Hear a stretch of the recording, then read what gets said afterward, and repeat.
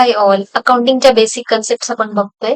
ते आपण bookkeeping and accountancy 11वी स्टँडर्डच्या बुक मधून बघतोय. जे जे स्टुडंट्स आता 11वी मध्ये आहेत किंवा 12वी मध्ये गेलेत, पण त्यांनी अकाउंटिंग 11वी अकाउंटिंग व्यवस्थित त्यांचं नाही झालेलं, तर त्यांनी नक्की हा व्हिडिओ बघा. जे इंटरव्ह्यू साठी प्रिपेअर करतायत किंवा जे आता जॉब करतायत अकाउंट्स मध्ये, तर त्यांनी सुद्धा हा व्हिडिओ बघा. त्यातल्या आपण मागच्या भागामध्ये डेटर क्रेडिटर ही कन्सेप्ट बघितली होती. आता या भागामध्ये आपण एक्सपेंडिचर ही कन्सेप्ट बघणार आहोत. आता एक्सपेंडिचर म्हणजे तुम्हाला अगदी थोडक्यात माहिती असेल, बिझनेसचा खर्च. पण ह्या खर्चामध्ये 3 प्रकार असतात. एक असतो कॅपिटल एक्सपेंडिचर, दुसरा असतो रेव्हेन्यू एक्सपेंडिचर आणि तिसरा असतो deferred revenue expenditure. Capital expenditure म्हणजे कॅपिटल एक्सपेंडिचर म्हणजे तुम्ही एखादा मोठा खर्च जो केलाय बिझनेससाठी, त्याचे रिटर्न्स तुम्हाला फक्त ह्या वर्षी नाही मिळणार, हे वर्षानुवर्ष तुम्हाला मिळत राहणार. म्हणजे तुम्ही खर्च तर आत्ता केला, पण त्याचे जे रिटर्न्स आहेत, त्याचे जे बेनिफिट्स आहेत त्या खर्चाचे, की तो खर्च केल्यामुळे हे तुम्हाला वर्षानुवर्ष मिळत राहणार. मग असा कोणता खर्च असतो की जो तुम्ही आत्ता करता, पण त्याचे बेनिफिट्स तुम्हाला वर्षानुवर्ष मिळत राहतात. फॉर एक्झाम्पल, तुम्ही एखादी बिल्डिंग घेतली, एखादा बिझनेस चालवण्यासाठी एखादं ऑफिस घेतलं, एखादी ऍसेट घेतली, मशिनरी घेतली, फर्निचर घेतलं, कम्प्युटर घेतला अकाउंटिंग करण्यासाठी, तर असे जे खर्च असतात त्याला म्हणतात कॅपिटल एक्सपेंडिचर. आणि हे खर्च जे असतात हे तुम्हाला लिमिटेड, त्या फक्त एका वर्षापुरते बेनिफिट न देता वर्षानुवर्ष 5, 10, 15, 20, 50 वर्ष ते तुम्हाला बेनिफिट्स देत राहतात. आता हीच अकाउंटिंग मध्ये डेफिनेशन कशी असते ते बघू. Capital expenditure: this expenditure is incurred to acquire fixed assets or to increase the value of fixed assets. It gives the benefit for a long period of a time and it is non-recurring in nature. म्हणजे हे जे खर्च असतात capital expenditure, हे तुमचे fixed assets असतात. Fixed assets आपण कुठे दाखवतो? बॅलन्स शीट मध्ये under asset side, under that fixed assets आपण दाखवतो. आणि त्यामध्ये आपण वेगवेगळ्या ऍसेट्स या क्रिएट करतो. त्याच्यावरती मी सेपरेट व्हिडिओ बनवलेला आहे, तुम्ही तो फिक्स्ड ऍसेट्सचा सेपरेट व्हिडिओ अधिक माहितीसाठी तुम्ही तो बघा. आणि दुसरी महत्वाची गोष्ट काय दिली आहे? It gives the benefit for a long period of a time and it is a non recurring in nature. म्हणजे हे लॉंग टाइम साठी आपल्याला बेनिफिट्स देतात. लॉंग टाइम म्हणजे 5, 10, 15, 50, 100 वर्ष ते आपल्याला बेनिफिट देतात. आणि non recurring in nature, non रिकरिंगचा अर्थ पुन्हा पुन्हा रिपीट नाही होत. म्हणजे दरवर्षाला रिपीट हे खर्च होत नाही. म्हणजे दरवर्षी आपण बिल्डिंग घेतो का? दरवर्षी नवीन नवीन ऑफिस घेत राहतो का? नाही. हा, नवीन नवीन ब्रांच झाली तर तुम्ही नवीन नवीन ऑफिस घेता, पण दरवर्षी त्याच बिझनेससाठी एकच ऑफिस नाही घेता. तर असे जे असतात हे सगळे खर्च हे नॉन रिकरिंग असतात. म्हणजे हे लाईफ टाईम मध्ये एकतर एकदा तरी होतात किंवा 5-10 वर्षानंतर एकदा होतात. एक्झाम्पल दिले: purchase of machinery, extension of building, purchase of computer, etcetera. Next concept बघू, रेव्हेन्यू एक्सपेंडिचर. तर रेव्हेन्यू एक्सपेंडिचर म्हणजे काय? एक्झॅक्टली अपोजिट कॅपिटल एक्सपेंडिचरच्या. म्हणजे काय? तर जे खर्च तुम्हाला दर महिन्याला करायला लागतं. आता असं काय असतं की दर महिन्याला करायला लागतं? तुम्ही परचेस, तुमचा जो बिझनेस असेल, समजा तुमचा स्टेशनरीचा बिझनेस असेल, तर तुम्हाला स्टेशनरी आयटम्स दर महिन्याला परचेस करायला लागतात. स्टॉक संपला की तुम्हाला करायला लागतं.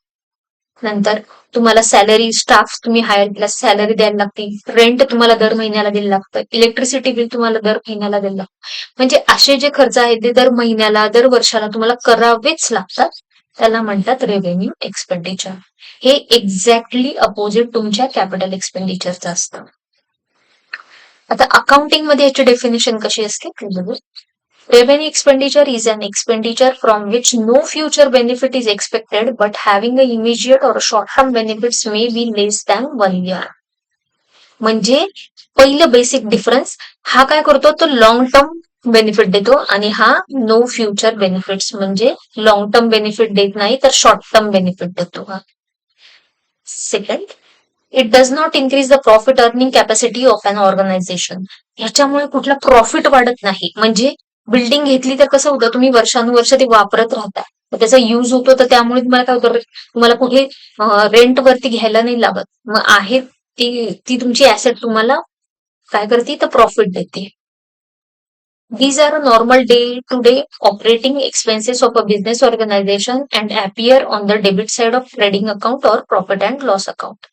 म्हणजे हे काय आहेत ते तुमच्या day to day operating business expenses आहेत. ऑपरेटिंग एक्सपेन्सेस म्हणजे काय, जे तुम्हाला दर महिन्याला खर्च करायला लागतात.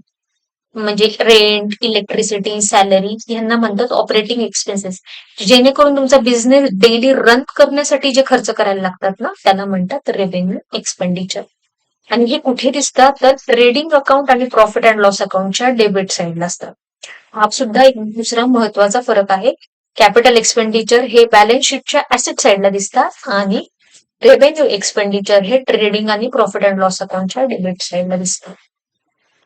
एक्झाम्पल्स दिलेत: rent paid, salary paid, wedges paid, etcetera.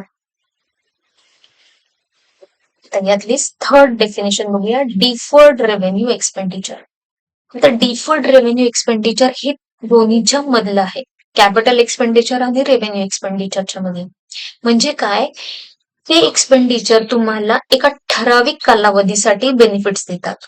3 वर्ष, 4 वर्ष, मग असं काय एक्सपेंडिचर असतो की तो बिझनेसमध्ये तो ठराविक कालावधीसाठी आपल्याला करावा पण लागतो आणि बेनिफिट पण येतो. आता फॉर एक्झाम्पल, तुम्ही ऍडव्हर्टाइजमेंट आणि प्रमोशन करण्यासाठी एखाद्या ऍडव्हर्टाइजमेंटला एजन्सीला काही रक्कम दिली. आता ही ऍडव्हर्टाइजमेंट असते, तुम्ही बघत असताल ही ब्रॉडकास्ट होते, म्हणजे पब्लिश जिथे जिथे होते ती फक्त 1 दिवसासाठी किंवा 1 वर्षासाठी नाही होत, ती आपण ऍडव्हर्टाइजमेंट 3-4 वर्ष तरी बघत राहतो. मग असे जे खर्च असतात की जे तुम्हाला काही 3-4 वर्षाच्या कालावधीसाठी द्यावे लागतात, त्यांना म्हणतात डिफर्ड रेव्हेन्यू एक्सपेंडिचर. आणखीन एक यातलं उदाहरण सांगते. फॉर एक्झाम्पल, बिझनेसची एखादी कोर्टाची केस झाली आणि त्या केसमध्ये वकिलाला जी फी द्यायला लागते सुरुवातीला, ती मोठी अमाऊंट द्यावी लागते. पण वकिलाला ती दिलेली अमाऊंट ही केस 3-4 वर्ष जर चालू राहिली तर 3-4 वर्षामध्ये त्याचा रिझल्ट आल्यानंतर बेनिफिट होतो. मग अशी ती केस जी असते, वकिलाला दिलेली अमाऊंट, लिगल फीज त्याला म्हणतात, याला सुद्धा म्हणतात डिफर्ड रेव्हेन्यू एक्सपेंडिचर. एकदम आपण सुरुवातीला त्यांना काही रक्कम देतो आणि त्यांना म्हणतो जोपर्यंत केस चालू आहे तोपर्यंत तुम्ही यातनं पैसे तुम्ही युज करत राहा.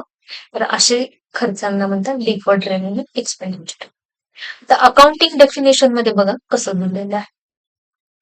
An expenditure which is basically revenue in nature, but benefit of which is not exhausted within 1 year is called deferred revenue expenditure. आता इथे बेसिक डिफरन्स तुम्हाला लक्षात आला, इथे लिहिलंय नॉन एक्झॉस्टेड विदिन 1 इयर, म्हणजे एका वर्षापुरते मर्यादित नाहीत. 3-4 एका वर्षापेक्षा जास्त म्हणजे 3 किंवा 4 वर्ष हे तुम्हाला बेनिफिट देत राहणार. Such expenditure is return of over a number of years.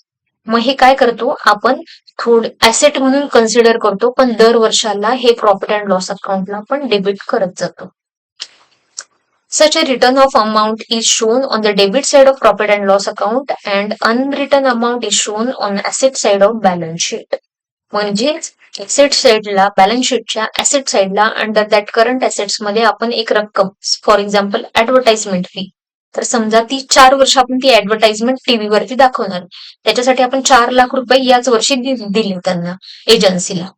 तर मग ह्या वर्षी 1 लाख, पुढच्या वर्षी 1 लाख, त्याच्या पुढच्या वर्षी 1 लाख आणि त्याच्या पुढच्या वर्षी 1 लाख, असे 4 वर्ष आपण ते प्रॉफिट अँड लॉस अकाउंटला डेबिट करत होणार. मग पहिल्या वर्षी 1 लाख आपण प्रॉफिट अँड लॉस अकाउंटला दिले, पण राहिलेले 3 वर्ष आपण 3 लाख रुपये आपण हे बॅलन्स शीटच्या ऍसेट साइडला अंडर दॅट करंट असेट्स मध्ये दाखवणार. पुढच्या वर्षी परत एकदा 1 लाख रुपये लिहिणार आणि जे उरलेले 2 लाख आहेत तर ते आपण बॅलन्स शीटच्या ऍसेट साइडला दाखवू. त्याच्या पुढच्या वर्षी पुन्हा 1 लाख रुपये प्रॉफिट अँड लॉस अकाउंटला लिहिणार, उरलेले 1 लाख रुपये आपण प्रॉफिट अँड लॉस बॅलन्स शीटच्या ऍसेट साइडला आपण दाखवतो. अकाउंटिंग एंट्री होताना काय होणार, तर profit and loss account debit, expense advertisement expenses आणि क्रेडिटला हे करंट ऍसेट्सच्या अंडर ऍसेट मधनं ते तेवढे लेस होणार किंवा प्रीपेड एक्सपेन्सेसला आपण क्रेडिट करणार. एक्झाम्पल्स दिलेले आहेत: heavy expenditure on advertisement, heavy legal fees expenses. ह्या तीनही कन्सेप्ट तुम्हाला इंटरव्ह्यूच्या दृष्टीने आणि ज्या वेळेस तुम्हाला अकाउंटिंग एंट्री विचारतील त्यावेळेस ह्या एक महत्वाचे आहे, एक्झामच्या दृष्टीनेही महत्वाचे आहेत. आणि जर तुम्ही लॉंग टर्म मध्ये तुमचं अकाउंटिंग मध्ये फ्युचर बघत असताल तर तिथेही या तीनही कन्सेप्ट तीन महत्वाच्या आहेत. व्हिडिओ आवडल्यास लाईक करा, तुमचं पण एक अकाउंट इथे ओपन करा चॅनलला सबस्क्राईब करून, आणि कमेंटमध्ये मला तुम्ही कोणत्या भागात राहता ते सांगा, जेणेकरून मला इन फ्युचर तसे तसे सोप्या भाषेमध्ये अजून व्हिडिओज बनवता येतील. थँक्यू.